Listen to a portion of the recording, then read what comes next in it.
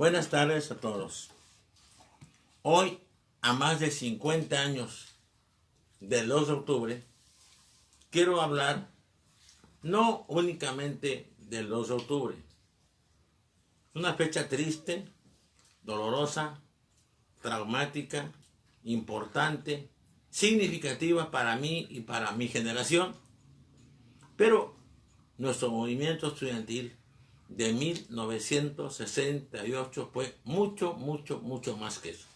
Porque lo componíamos muchas jóvenes de diferentes lugares, de diferentes partes de México, pero claro, concentrados muchos de ellos en México y en especial en dos grandes escuelas.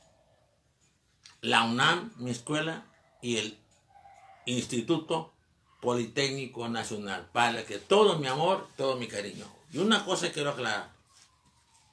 He visto últimamente, con verdadero preocupación, una tendencia en algunas personas que estimo mucho, aunque no los conozco personalmente. Jesús Vargas es un historiador regional muy competente, muy bueno, muy capaz, muy brillante, y yo lo veo muy honesto. Pero se queja de que hemos suplantado al Politécnico en la lucha del movimiento estudiantil. No por lo que a mí se refiere, pero para nada. Yo creo que al revés, el movimiento estudiantil nucleó, fundió a las dos escuelas. Lo que había de luchas anteriores se acabó.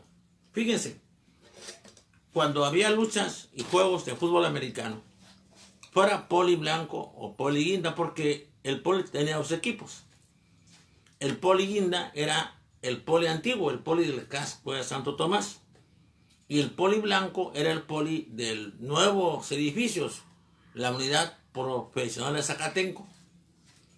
Y estaban los Pumas de la universidad. Había verdaderos enfrentamientos dolorosos ahora, tristes, terribles. Pero poco a poco esto se fue subsanando y 68 fundió a las dos instituciones. Fíjense, cuando era el tiempo de la confrontación, yo tenía un grupo de amigos politécnicos muy brillantes. Alfredo González Torres y José Flores Torres, Roberto Flores Torres, todos médicos, espero que aún estén vivos, muy brillantes, muy capaces. Cuando el líder todavía era Eucario Posados, de la FENET, en el Poli. Aún no llegaba Rosalío Severos, el Chayo. Pero, cantaba una canción ellos, que decía: vengo del Poli, señores, casco de Santo Tomás, a visitar a los Pumas, a su mugre pedregal. Pa' mí que son gatos viejos, y esto les vengo a gritar. Será campeón hoy el Poli, ¿quién me lo podrá negar? Yo no traigo pistola ni soy hijo del ratero de Miguel Alemán. Aquí está el Poli, aquel quien pega el brinco, para demostrarles que el Poli es su papá. Así la cantaban. Y la cantaban muchos. Era como un himno de combate, si nos molestaban. Yo hice un himno de respuesta. Siempre me ha gustado hacer parodias y he hecho muchas. Tengo muchas canciones, tal vez un día las publique todas o las te grabe. Muchas. Fíjense lo que puse. Dinamitamos la estatua de Miguelito Alemán para demostrarle a esos burros lo que es la universidad. Somos la máxima escuela de nivel profesional. Tenemos autonomía y un estadio sin igual. No soy burro, castrado ni feneto. Por mi raza el espíritu hablará. Y ahora y siempre en América Latina, Cóndor y Águila unidos triunfarán. ¿Por qué? Bueno, porque ellos se decían los burros. Nosotros éramos los Pumas, así era el nombre de los equipos. Y un burro, ya saben cuál es su máxima cualidad y característica. Y decirle burro castrado, pues era devaluar al animalito, ¿verdad? Ni feneto, porque era la FENET. Era un grupo estudiantil de corte populista que nació casi desde que nacieron las normales, rurales y las escuelas vocacionales del Politécnico. Casi. Nació con Jesús Robles, fue el primer dirigente nacional de todos ellos. La FENET, Federación Nacional de Estudiantes Técnicos. Estaba pasando por un mal momento en esa época. Y por eso no soy burro, castrado ni feneto, era la parte. Por mi raza el espíritu hablará, es el lema de la UNAM que diseñó José Vasconcelos Calderón cuando fue rector de ella. Y el águila y el cóndor pues son los símbolos. Entonces vuelvo. Si algo demostró 68, desde el principio de su inicio, fue que las dos grandes instituciones de México se fundieron como una sola, pero además las normales. Su lucha fue increíble. La Nacional de Maestros, yo los veía pequeñitos a los niños y a las niñas, los veía chiquititos, parecían de secundaria y eran casi de secundaria, muy combativos, e iban siempre a las manifestaciones. No se diga la Nacional. Y luego hubo un montón de normales que yo no sabía que hubiera, de varias especialidades, normal oral, normal, etcétera. Fueron muy participativas. Y Chapingo, una gran escuela, con una gran participación también muy combativa, con dos líderes, lo más contrario que ustedes se pueden imaginar. Luis Tomás Cervantes Cabeza de Vaca, un líder tremendo, muy agitativo, muy belicoso, muy valiente, muy capaz también en ese punto del enfrentamiento. No le sacaba a nadie. Y eso para mí son valores muy importantes, porque yo también, para los que me conocen, saben cómo soy. No me gusta así retroceder o andar diciendo que me golpearon. Pues no, la verdad que no. Y el otro era muy distinto, José Tay de Aburto. Un tipo tranquilo, muy mesurado, muy sosegado, muy parco en el hablar, pero muy centrado también, con otros argumentos de otro tipo. Chapingo tuvo una gran participación también, pero no solo eso. Las escuelas particulares, una particular especial que tengo que decir, Carlos Septién García. Era escuela particular de periodismo. ¿Quién creen que fue por ella como representante? Carlos Marín, el que está ahí al frente de Milenio. Precisamente Carlos Marín. Otra escuela que fue muy participativa fue el Colegio de México, con todos sus investigadores. Otra escuela que fue, no lo van a creer, la UIA, la Universidad Iberoamericana, también participó con mucha valentía y con mucha decisión. Otra escuela que también fue, no lo van a creer tampoco, el TEC de Monterrey. El dirigente era una de las figuras más brillantes que he conocido en mi vida, Ignacio Arturo Salas Obregón. Vicente y luego Oseas, uno de los fundadores, tal vez el primera figura de la Liga Comunista 23 de septiembre. Y, no lo van a creer, pero también el ITAM. Los itamitas, los discípulos, los vástagos de Harvard, en su ideología neoliberal, también participaron. 68 fue mucho más que el 2 de octubre. Fue mucho más que las manifestaciones que hicimos. Estábamos llenos de poesía, estábamos llenos de canciones, estábamos llenos de música, llenos y llenas. Estábamos muy influenciados por muchos autores. Fíjense bien, habíamos leído mucho a Gutiérrez de Cetina. Nos encantaba su madrigal, ojos claros, serenos, sidúndulos y miradas sois alabados. Nos encantaba Amado Nervo, todo en ella encantaba, todo en ella atraía, su mirada, su gesto, su sonrisa, su andar. Nos encantaba García Lorca. Imagínense en La Casada Infiel. Sus muslos se me escapaban como peces sorprendidos, la mitad llenos de lumbre, la mitad llenos de frío. Aquella noche corría el mejor de los caminos montado en potra de nácar, sin bridas y sin estribos. Fíjense nomás, Octavio Paz. Has muerto, camarada, el ardiente amanecer del mundo. Para está tu voz. Una poesía bellísima que, por cierto, después él renunció a ella. Pablo Neruda.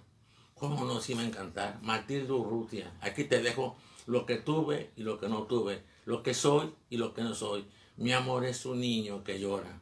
No que sale de tus brazos, yo te lo dejo para siempre. Eres para mí la más bella. Fíjense cómo no les iba a gustar Manuel M. Ponce. ¿Quién me hará tomar tus manos blancas para apretarme el corazón con ellas y beber con tus lágrimas preciosas la casta luz de tus vidas bellas? Nos encantaba la música mexicana, Jorge Negrete, nos encantaba Pedro Infante, nos encantaba José Alfredo Jiménez. Por cierto, siempre recordaré esa canción que le hizo a José Becerra, nuestro primer campeón mundial de boxeo. Ahora sí ganó Jalisco, para que vean los habladores. Fíjense nada más, todo eso lo tenemos aquí. Cri-cri, nos encantaba el cri-cri. Imagínense, Che Araña baila con maña, que hay que contar 3 pasitos arrastraditos para adelante y para atrás. Fíjense nada más, entre las arcillas comidas que quedan del viejo tonel, se asoma petulante la clientela y de puntitas penetra en él. Eso, el piporro. Le hace una canción a Nat King Cole. Nat King Cole, un cantante muy eficiente, muy capaz, le hace Natalio Reyes, Colás de Tamaulipas, nacido, Pedro Frío y otras. Bárbaros. Esa música nos impactaba a nosotros, a todos nosotros. Nos gustaban mucho los Martínez y el Relámpago, Furia del Cielo, los Panchos. Sin ti, nada más. ¿Cómo podemos vivir sin ellas? Si nos enamorábamos enseguida, perdidamente, como es normal, ¿verdad? Y más en esa edad, los Diamantes. Usted es la culpable de todo, nada más. Los Dandies, dime que sí me quieres. Eso era la música que traíamos. Con eso fuimos a 68. Con eso fuimos a las manifestaciones. Fuimos también con poesía. Nos encantó lo que dijo José Vasconcelos, que en América y en México especialmente se estaba incubando la raza cósmica, y no lo creímos. El Vasconcelos de la raza cósmica e indología, porque hay un Vasconcelos después de la breve historia de México, que ni es breve, ni es historia, ni es de México, y que luego, desgraciadamente, el gran Vasconcelos se nos vuelve medio nazi en la revista Timón. Pero nos encantaba Rómulo Gallegos y Doña Bárbara. Nos encantaba José Eustacio Rivera y La Vorágine. Fíjense qué nombres, qué títulos. Miguel Ángel Asturias, el señor presidente. Alumbra, lumbre de alumbre, luzbel de piedra alumbre sobre la podredumbre. Alumbra, fíjense nada más. Alejo Carpentier, el reino de este mundo. Jorge Luis Borges, el Alep, ¿sí? E Historia Universal de la Infamia, ¿sí? Martín Luis Guzmán, fíjense nada más, La Fiesta de las Balas y Memorias de Pancho Villa, ¿sí? Juan José Arreola, lo tuve de maestro, lo teníamos en las facultades, lo teníamos en los salones. Imagínense el que hablaba de que como Dios puso muy altos los brotes verdes de una mata, no le quedó más remedio que inventar la jirafa. Fíjense nada más qué tipo de gente teníamos, qué tipo de gente conocíamos. José Revueltas, a quien conocí por de mi inolvidable amigo Roberto Escudero Martínez. Los Muros de Agua, el Apando y el Escorpión, que lo conocemos desde la primaria. Augusto Monterroso, fíjense nada más, el del cuento más chiquito del mundo, con resultado funesto. Dice el cuento, y cuando desperté, el dinosaurio todavía estaba ahí. ¿Y todavía está? Y ahora son varios, se multiplicaron. Ahora nada más es uno, ya son cuando menos 3. Grandotes, con todo y cola, y que parece que tienen vida permanente. Fíjense, teníamos también a García Márquez, desde luego, 100 años de soledad y el otoño del patriarca. Leíamos a Julio Cortázar, fíjense nada más, Rayuela e Historia de Cronopios y de Famas. Leíamos a Ernesto Sábato, El Armagedón. Leíamos a Jorge Amado, Doña Flor y sus 2 maridos y Tierras del Sinfín. Y claro, leímos a Marx. Imagínense, un fantasma recorre Europa, el fantasma del comunismo. Todas las fuerzas, el manifiesto del Partido Comunista. No podíamos dejar de leerlo desde que empezamos. Y luego Engels, la historia de la clase obrera en Inglaterra, terrible. Llorábamos al ver esos sufrimientos que este hombre relataba cuando llegó por primera vez a Inglaterra. Leíamos a Rosa Luxemburgo, crítica de la Revolución Rusa. Leíamos a Lenin, por dónde empezar y qué hacer, el estadio de la revolución. Leíamos a Trotsky, decían que había hecho el manifiesto del surrealismo, pudiera ser.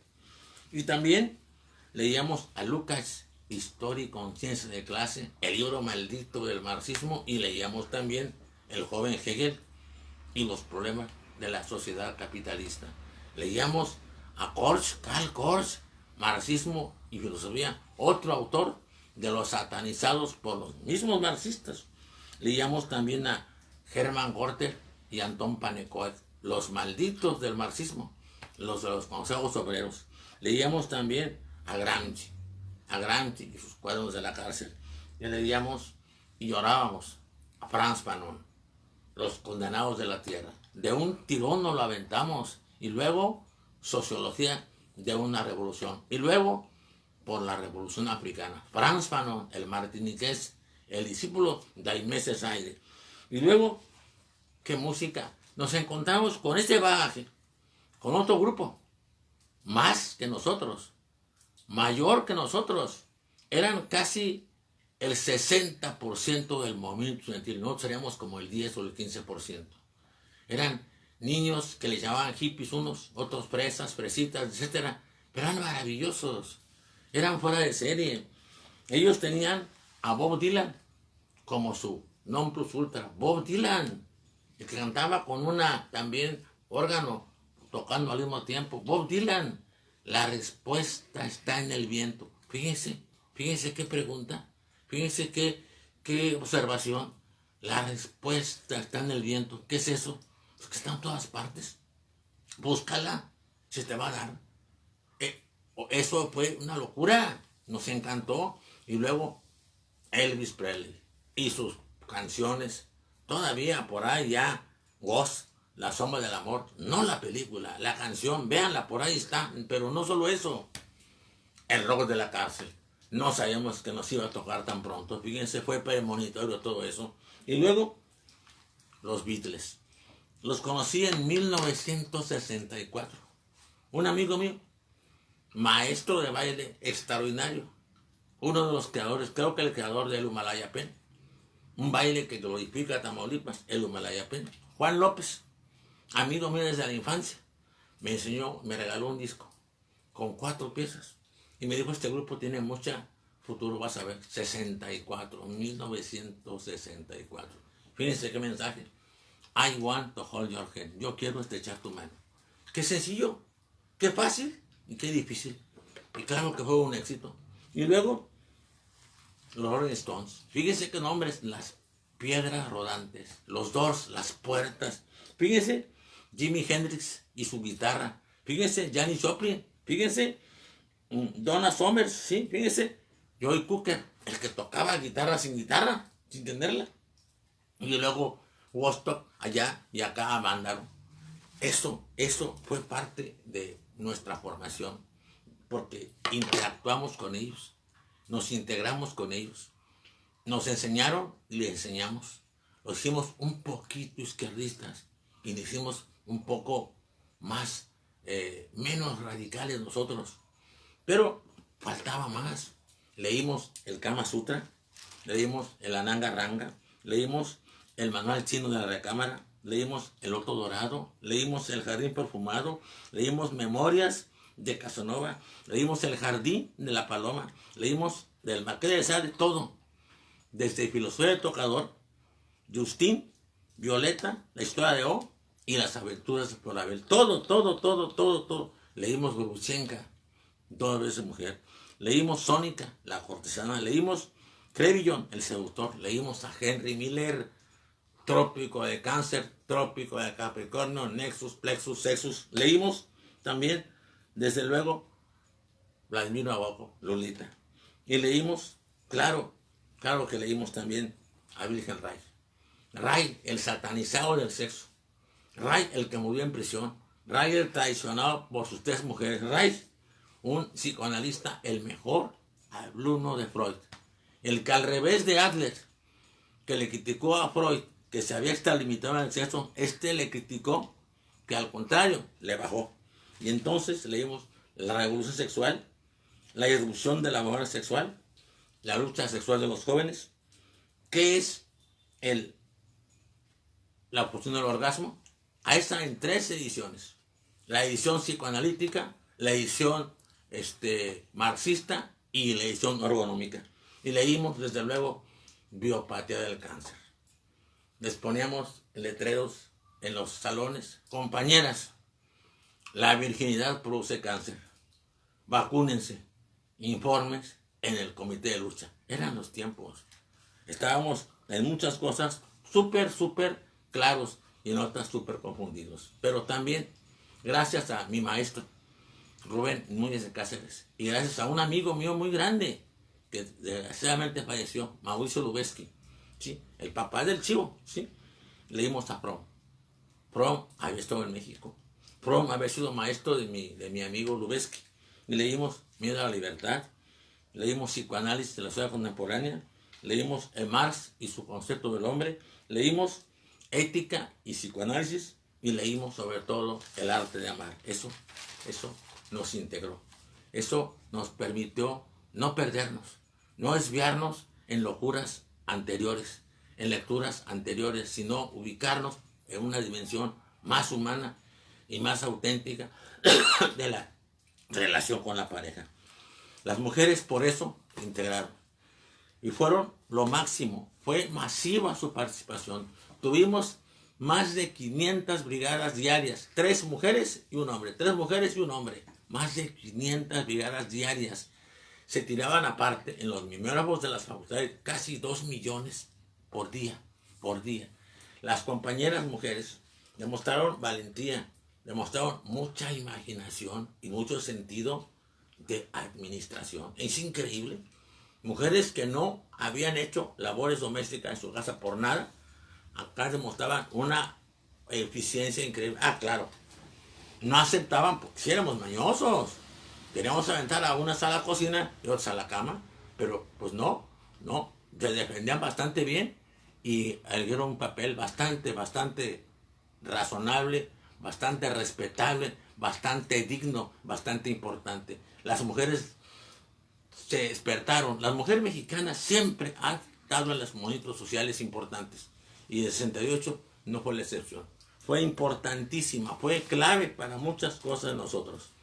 Pero también tuvimos influencias externas. Claro que tuvimos influencias externas porque interactuábamos. Nos impactó mucho el movimiento alemán y nos impactó mucho su dirigente Rudi Dusky y su libro Los estudiantes antiautoritarios y las contradicciones del capitalismo tardío. Muy brillante. Me hubiera encantado conocerlo. También nos encantaron y nos gustó el movimiento estudiantil francés. Sus líderes, Daniel y Gabriel Cohn-Bendit, y su libro, El izquierdismo, remedio a la enfermedad senil del comunismo. Un libro también bárbaro, que aún tengo todavía, o creo tener, no lo he visto últimamente, a lo mejor ya lo presté y no me lo han entregado, pero también me hubiera encantado conocer a Daniel Rojo. Y el movimiento italiano también influyó en nosotros. Había un líder ahí muy importante, Guido Viale, que hizo un texto contra la academia y contra la escuela, contra aquellos maestros que se la pasan inventando fórmulas que funcionan, que no sirven más que para tratar de amenazar al alumnado, francamente. Y claro que conocimos el movimiento español y portugués, el movimiento estudiantil en Checoslovaquia, en Polonia y en Hungría, y del movimiento también en América Latina, en Estados Unidos y en Japón. Nos impactó la Sengakuren y su forma de combatir combates de béisbol con cascos y con escudos contra los granaderos allá japoneses, y nos encantó los Panteras Negras, los Buenas Cafés, y claro, nos encantó, y es así. Me hubiera super gustado conocer a Angela Davis. Pero aquí ya había influencia de nosotros, mexicana. Teníamos antecedentes. Los ferrocarrileros estaban presos, habían sido despedidos y estaban presos sus líderes. dos sobre todo muy especiales, Demetrio Vallejo y Valentín Capa Salazar. Y también estaban presos maestros y habían sido despedidos miles de ellos también. Estaban presos dos líderes que eran brillantísimos y gentes maravillosas como personas, Otón Salazar y Encarnación Pérez Rivero. Y también sabíamos y nos ha oído mucho la muerte de Jaramillo, un líder campesino, creador del PAOM, Partido Agrario Obrero Morelense, que había sido matado en Xochicalco, asesinado con toda su familia, su esposa embarazada y 2 o 3 de sus hijos. Y claro que sabíamos lo que había pasado en el movimiento universitario de Morelia, de Michoacán, el movimiento universitario de Nuevo León, el movimiento universitario de Tabasco, el movimiento universitario también de Sonora. Todos habían sido tomados, reprimidos por el ejército. Y también sabíamos lo que nos había pasado a nosotros en la marcha por la independencia. Quisimos repetir la experiencia de Hidalgo y fuimos reprimidos también brutalmente, salvajemente y militarmente. Y claro, también sabíamos que había un excedente en el Politécnico. En el 54 y 56 había habido una huelga nacional también impresionante, con un líder, Narciso Mendoza, y con Mariano Molina, y estaban presos. Y habían tomado el ejército el internado. Y había estado en él 2 años, 2 meses, 3 semanas, y el internado del Politécnico había desaparecido. Eso lo había hecho Ruiz Cortines, un presidente con fama de bueno, de relativamente condescendiente hasta con la oposición. Sin embargo, había citado al director a su oficina, a Los Pinos, le había pedido que pidiera la entrada del ejército en la escuela, en el Politécnico. El director le dijo que no puede hacer eso. Él no insistió, no se apure, señor, tranquilamente, puede irse. Lo despidieron, pero al día siguiente se enteró por la prensa que él había sido removido. Y el director era Alejo Peralta, el que luego tuvo el equipo de béisbol y el estadio de béisbol. Ya ven por qué, las cosas cómo se logran. Y Alejo Peralta más tardó en sentarse. Creo que en 1, 2, 3 semanas permitió la entrada del ejército al Politécnico y se acabó el internado para siempre. Todos esos eran antecedentes, eran fuerzas que nos movilizaran y nos movilizaron. Todo eso nos hizo lo que fuimos. El 68 fue una poesía colectiva, no nomás de nosotros. El pueblo se fundió. El pueblo estuvo con nosotros todo el tiempo. Ese pueblo que todavía en las Olimpiadas, en la inauguración, le silbó y le gritó barbaridades a Díaz Ordaz. Y que en la clausura volvió a hacer lo mismo. Por eso está editado los videos que saca Televisa de la inauguración y de la clausura de los Juegos Olímpicos de México. Muchas gracias por escucharme. Voy a entrar al movimiento realmente hasta la semana que entra. No tengo tiempo, tengo clases ya ahorita, pero estos eran los pródromos, los antecedentes, para que vieran y supieran que no se puede reducir ni al 2 de octubre, ni a las 5 manifestaciones, ni a las 500 brigadas, ni a las periódicos que se repartían, ni a Topilejo, sino es un complejo estructurado que no acabó ahí. Dejó secuela. Y vamos a ver esa secuela, cómo está ahorita. Hasta qué punto esa lucha sirvió, para qué sirvió y quiénes, en cierto modo, la han utilizado y la están utilizando. Esto lo vamos a ver la siguiente semana. Dios los bendiga a todos. Yo entro a dar clases y esto es un saludo para todos ustedes. Ojalá que lo vean, la gente, quiero que lo vean y que lo comenten, por favor.